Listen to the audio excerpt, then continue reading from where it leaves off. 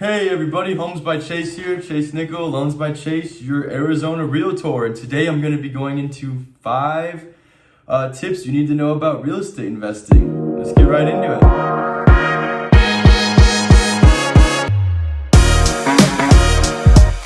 Alright, so for our first tip, I have really educate yourself. And with that being said, there are tons of blogs, podcasts, and real estate publications to research before you really get into this. Globe Street is a really solid real estate investing publication I could recommend. But make sure you educate yourself. Make sure you know what you're getting into and make sure you know the area that you're going to invest in. You know, a lot of people think that you can really just walk into real estate investing. I'm going to buy a rental property and I'm going to put someone in it in a week and make X amount of dollars and it's going to be great. And honestly, that is a really optimistic scenario and that does happen, but it's a long haul. It's a hard road. So make sure you really know what you're getting into. All right. So for number 2, I have asset class.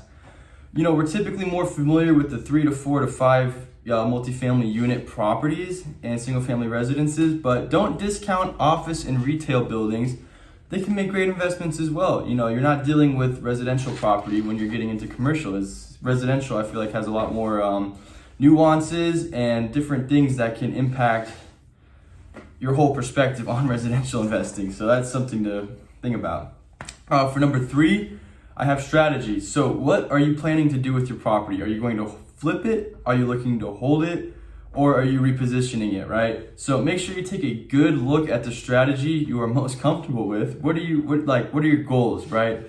What returns are you looking to get? And when you look at your goals and you look at your returns, you'll develop a strategy to meet that, okay?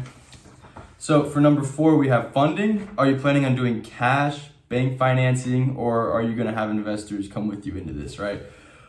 You want to make sure that your finances are set, that you have a great idea of what you're getting into financially, right? Because it needs to be sustainable. You don't want to jump the gun or be too optimistic or overlook some things in your finances, and then you get into this property or you're trying to get into contract and you realize that it's not sustainable or the contract's falling through because you can't close on the financing end.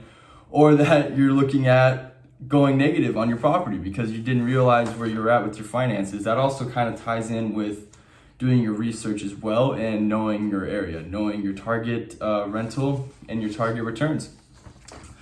For number 5, finding your property, okay? So this is obviously the biggest one, almost.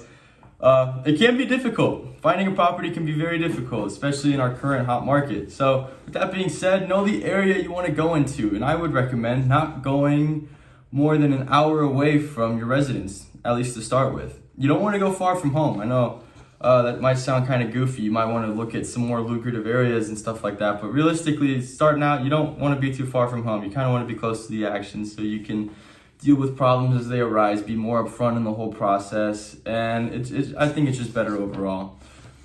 Start working with a qualified agent. They'll help you find a property, just like myself. We'll help you find that property and do all the nasty leg and groundwork for you, so you don't have to sit there for 8 hours a day looking for a property. But say you don't want to work with an agent, you can sit there and start cold calling owners and sellers and seeing what they'll sell that property to you for. And maybe if you're cold calling, you'll get some guys that'll go, I don't want to sell, but some of them might entertain you and they might just say like, hey, yeah, if I were to sell, I'd sell for X amount of dollars, or I will sell this to you for XYZ amount of dollars. But either way, that gives you a pretty good idea of the area and the market that you're getting into, right? As far as prices go. Another huge thing too to remember is rent roll and educating yourself on rental income for the area. You want to know the median income and you want to know what the rent out is in that area. With that being said, if you want to get more content such as this and such as the other videos I put out, please consider subscribing, shoot me a like, and some comments in the video if you have any suggestions or comments on what I talked about today. And thanks for stopping by. Have a good Wednesday and happy hump day.